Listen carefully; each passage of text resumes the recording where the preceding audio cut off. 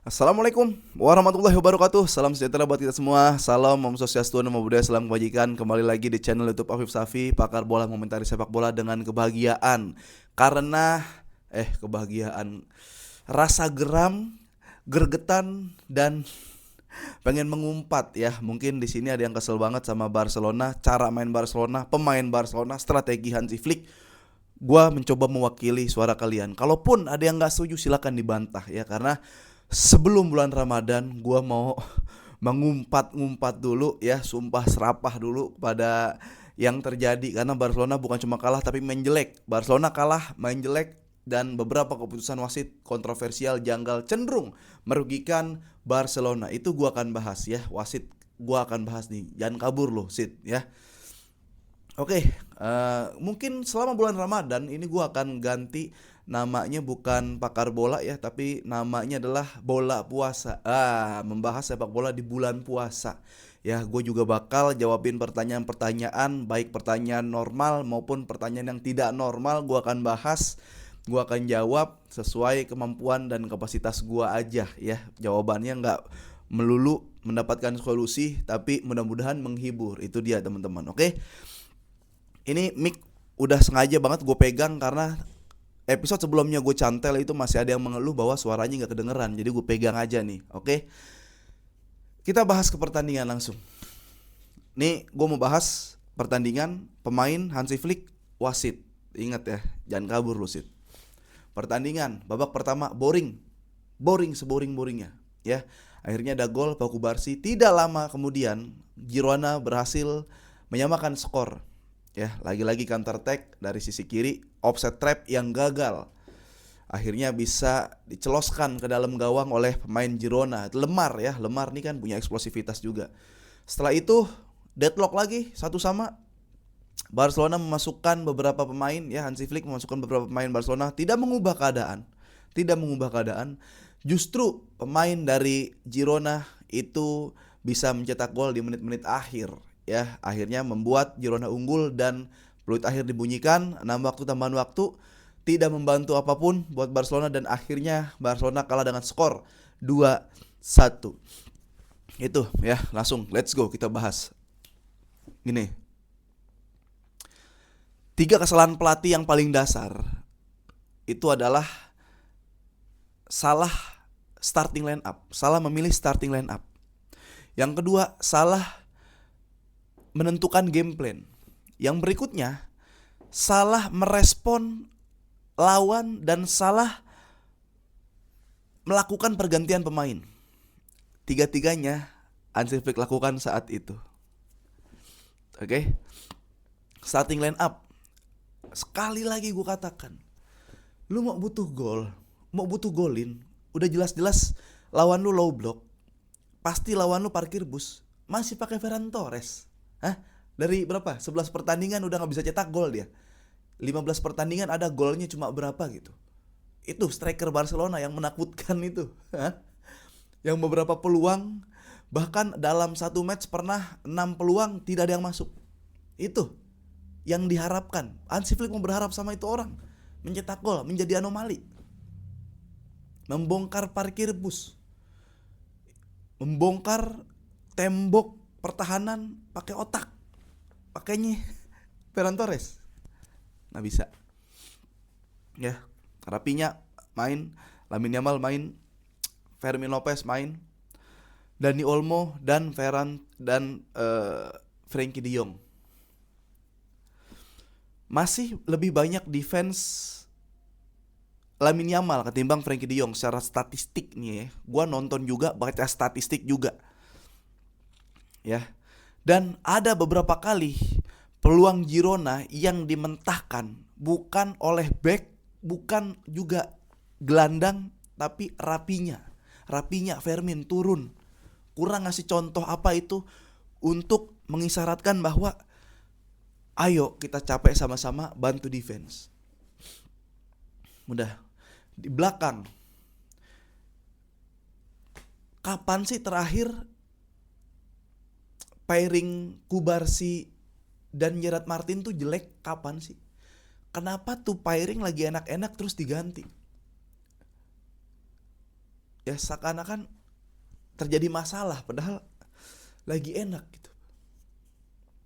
Kiri Gerard Martin gue nggak masalah, gue lebih suka Gerard Martin deh dibanding Balde. Kanan si Jules Kounde, aduh nggak bisa deh bek kanan larinya pelan kayak gitu ya di era sepak bola modern gitu. Kiper Joan Garcia no problem. Ya gue salah, gue pengen Leslie tapi Joan Garcia menyelamatkan harga diri Barcelona. Udah 1-1, 1-0, 1-1. Deadlock berganti pemain. Rooney main, Bernal main, Lewa main. Telat, responnya telat. Lewa di babak pertama, Rooney pas 1-1 langsung gedor. Bernal kalau bisa ganti Frenkie de Jong. Mulai nih ya, kita ke match ya. Mulai nih kita ke pemain ya. Gua berani bilang deh. Nih, bold statement. FYP pasti di TikTok ya. Dihujat ataupun ada yang setuju. Gua mau bilang, Frenkie de Jong kalau mukanya jelek, dia sudah pasti tidak ada yang bela. Orang-orang yang gak ngerti sepak bola sudah pasti pengen Frenkie de Jong keluar dari Barcelona. Tuh. Kenapa bisa gue katakan seperti itu? Ada satu tweet tuh dari La Masia IDN, gue harus kasih kata-katanya di sini. Cuma lo ikutin lah tweetnya, lo baca lah. Frenkie de Jong didatangkan ke Barcelona itu berada di 5 besar pembelian termahal Barcelona sepanjang sejarah.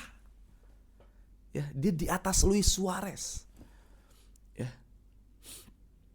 5 besar nih pembelian termahal sepanjang sejarah. Dan sekarang Frenkie de Jong itu berada di posisi kedua gaji tertinggi di Barcelona, di bawah Robert Lewandowski. Lewandowski sudah memberikan kontribusinya, apalagi di usia dia yang udah 37. Ya, dia bisa jadi El Pichichi. Ya, dia angkat Barcelona dari kapal pecah dibantu rakit sehingga bisa berlayar lagi. Di usia yang udah lewat prime-nya, Lewandowski masih menunjukkan kontribusinya. Sementara Frenkie de Jong dengan gaji termahal, lu kasih lihat ke gua, lu kasih tahu ke gua berapa kali di momen big game Frenkie de Jong aktif. Berapa kali di momen krusial Frenkie de Jong aktif. Ketika lu bisa ngasih tahu ke gua berapa kali, gua bakal kasih tahu lu. Gua balas lu dengan berapa kali dia tidak aktif di momen-momen krusial di big game.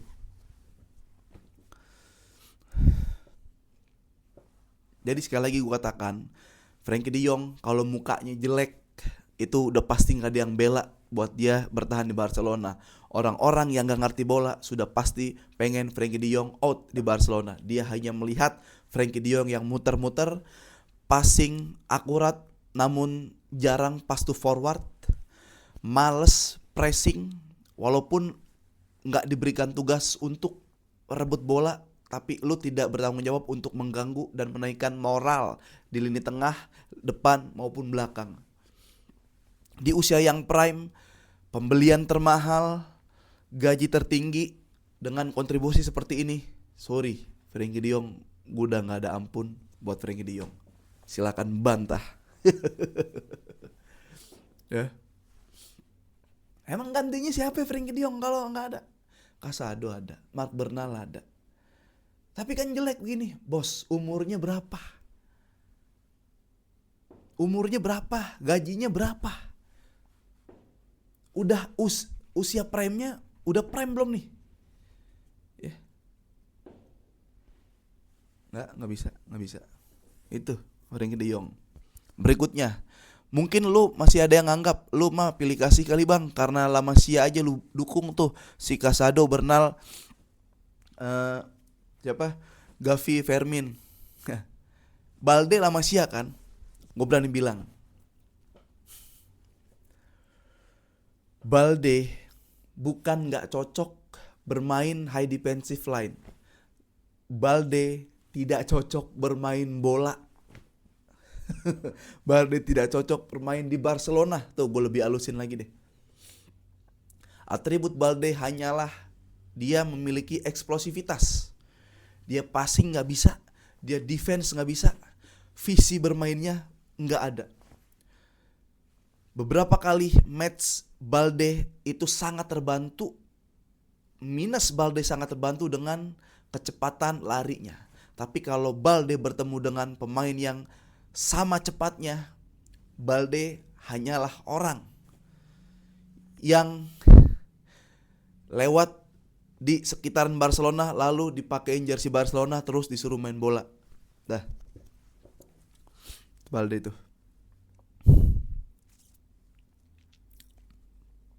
Olmo, minum vitamin deh kata gue kalau Olmo minum vitamin biar energik gitu. Bawaannya lemes kalau Olmo megang bola, kalau Olmo mau rebut bola lemes kayak pasti nggak ambil nih. Dah jatuh nih, tabrakan jatuh nih. Minum vitamin sama nge-gym. Udah itu. Ferran Torres, astagfirullahaladzim, top skor Barcelona. Ferran Torres. Gimana ya Ferran Torres ya? Terlalu berlebihan kalau kita bilang Ferran Torres Sharkman atau hiu. Ikan cupang aja enggak Ferran Torres. Encu aja enggak, encu makanan ikan cupang enggak. Kodok aja enggak, kodok amfibi, bisa di air, bisa di darat. Ferran Torres di kotak penalti nggak bisa, luar kotak penalti nggak bisa, di lapangan bola nggak bisa. Udahlah, intinya kacamata. Udah.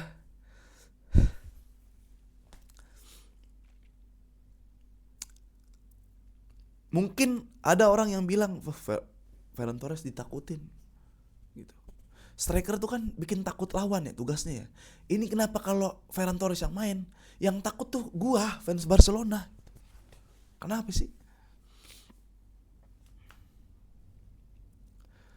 Nggak masuk akal untuk sebuah tim yang bisa dikatakan tim besar dengan histori yang besar, strikernya adalah Ferran Torres mulai sekarang.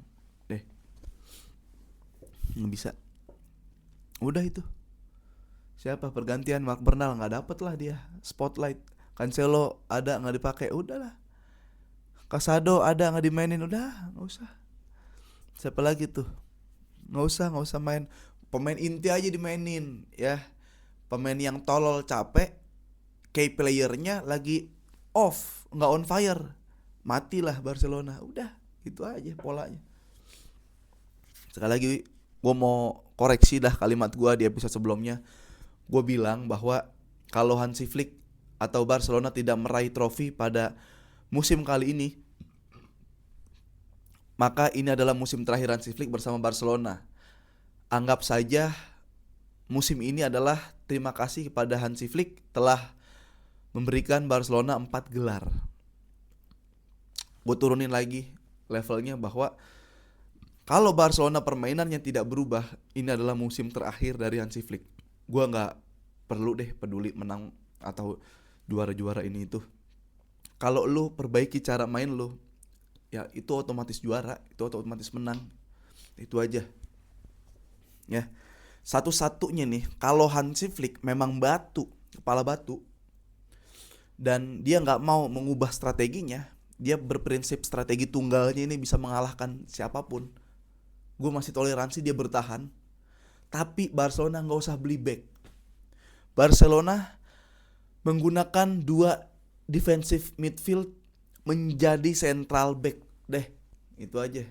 Lu maunya kan nyerang kan Hansi Flick, ya berserk gitu kan, karena lu militer Jerman, ada darah-darah militer Jerman, serang dari awal, tusuk ke jantung lawan, jangan memberikan dia pergerakan sedikit pun, jangan memberikan dia ruang untuk melakukan pergerakan. Lu maunya itu kan, ya udah, nggak usah beli back ya. Gue yakin back yang masih hidup di dunia ini bermain di sistem Barcelonanya Hansi Flick mati ya. Lihat Eric Garcia pucat, lihat lain-lain.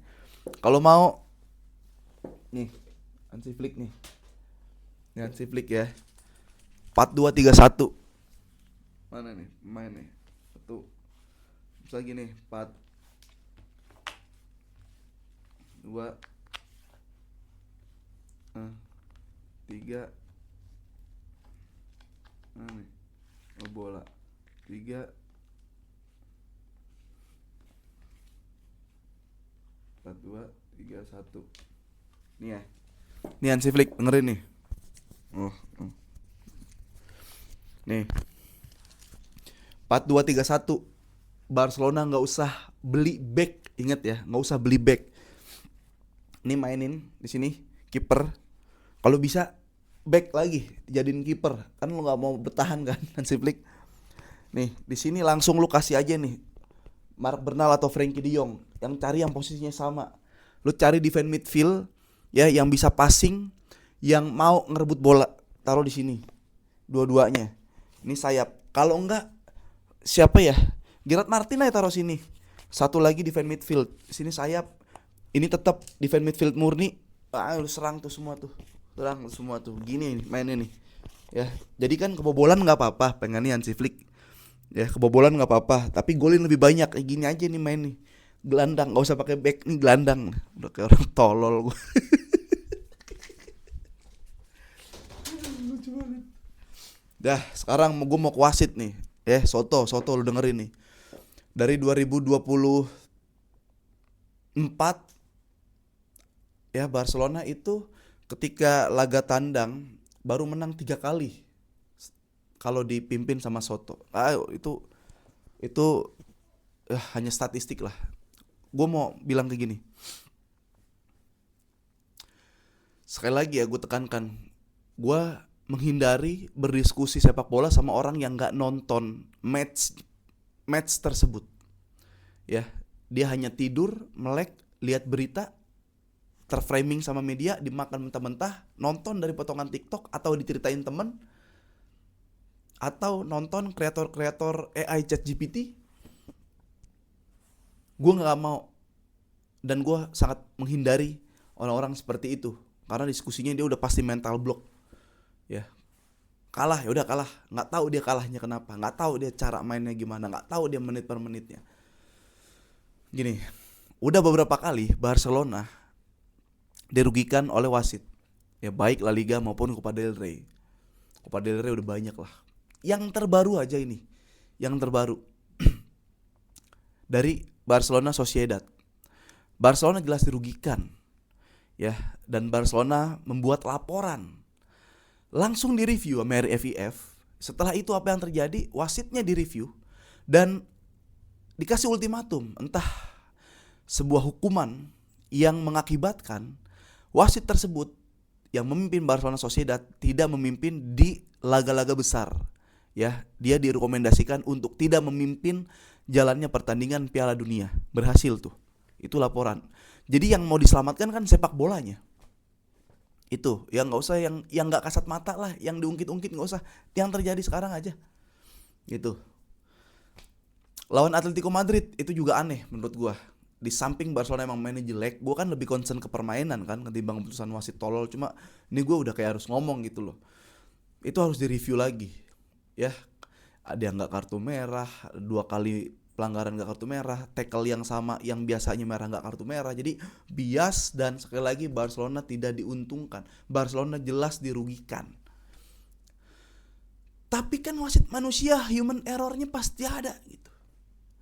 Kok melulu, kok terus menerus, dan kok ke Barcelona? Gue bukannya orang yang mau menjadi lu kenapa jadi victim, lu kenapa jadi korban? Enggak, lihat di lapangan, makanya nonton ya. Dan baru-baru ini gue mau ngasih diskusi deh sama lu yang mungkin lu gak nonton nih, fans yang bukan fans Barcelona, tapi lu lihat cuplikannya di TikTok. Udah gue kasih sampel TikTok deh.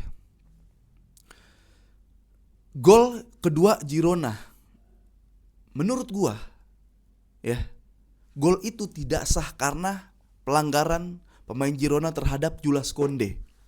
Jadi ada pemain Girona yang menginjak kaki Jules Koundé sampai ketukuk, nyaris patah. Tidak pelanggaran, bola terus berjalan, dan akhirnya Barcelona kebobolan. Oke, nggak pelanggaran, nggak dicek VAR, nggak diusut, nggak ada kartu. Sementara Barcelona pernah melakukan hal yang sama, yaitu Jules Koundé juga. Jules Koundé, ya, ada gol Barcelona yang dianulir karena Jules Koundé melakukan hal seperti itu. Walaupun mungkin secara kekuatan tenaga Jules Koundé tidak separah pemain si Girona ini nginjek kaki Jules Koundé. Pelanggaran, diusut. Tarik lagi ke belakang dikit, Dani Olmo waktu Barcelona Sociedad merebut bola, ya, tingkat sentuhannya tidak lebih berat dari pemain Girona yang nginjek kaki Koundé. Injek kaki Koundé, setelah itu pelanggaran. Si Dani Olmo diusut sampai dicek VAR. Dicek VAR, ingat tuh, gol Barcelona dicek VAR. Oke? Nah, selesai nih, sampelnya selesai. Selanjutnya apa? Pemain Girona yang cetak gol, yang juga nginjek kaki Jules Koundé, di interview, ditanya apakah itu pelanggaran. Dia cenganges-cengenges, tidak bisa mengelak, tidak bisa berbohong. Dia mengiyakan kalau itu adalah sebuah kecelakaan. Itu bisa saja pelanggaran kalau wasit mau meniup itu sebagai pelanggaran. Apa intinya? Nah. Next, pemain udah ngaku, pemain Girona, kalau itu adalah pelanggaran. CTA, ya, komite wasit, ya, Arbitro di Spanyol dari RFIF menyatakan itu pelanggaran. Itu pelanggaran. Oke? Udah clear? Clear. Dah, gue mau tanya sama yang nggak nonton, itu pelanggaran apa enggak? Itu pelanggaran apa enggak? Kita kesampingin nih, walaupun itu pelanggaran, Barcelona imbang, iya, Barcelona kalah, iya, Barcelona main jelek, gue bilang jelek kok. Tapi concernnya adalah kenapa Barcelona ya selalu dan mulai dirugikan oleh wasit itu. Gue tarik nih preskon dari pelatih Sociedad sekarang setelah berhadapan dengan Madrid. Dia hanya berharap siapa yang juara La Liga itu adalah tim, mudah-mudahan adalah tim yang memiliki integritas, ya, yang memang punya bakat, yang memang punya game plan, yang memang harus juara. Ya, bukan tim yang juara nanti adalah tim yang memiliki keuntungan dari keputusan-keputusan kontroversial, keputusan kecil yang janggal dan kontroversial. Itu udah. Lu gak bisa jawab. Jawaban gua cuma satu, nonton. Kalau gak nonton susah. Ya, udah itu aja. Jadi kalau ada 1-2 match lagi yang kontroversi, janggal, cenderung merugikan Barcelona, gue nggak berharap banyak di La Liga. Ya, jadi lawan Barcelona atau tim-tim lainnya itu bukan cuma lawan yang dihadapi, tapi ya kayak udah ada yang mau dijuarain. Itu aja lah buat gue. Ya, segitu aja dulu. Sekali lagi, mengusut wasit yang ada di depan mata aja ya. Selama lu lahir, lu hidup, lu nonton yang di depan mata, itu sudah berhasil. Selamatkan sepak bola lainnya dari wasit-wasit tolol yang berindikasi ada kecurangan. Itu aja. Oke, adios.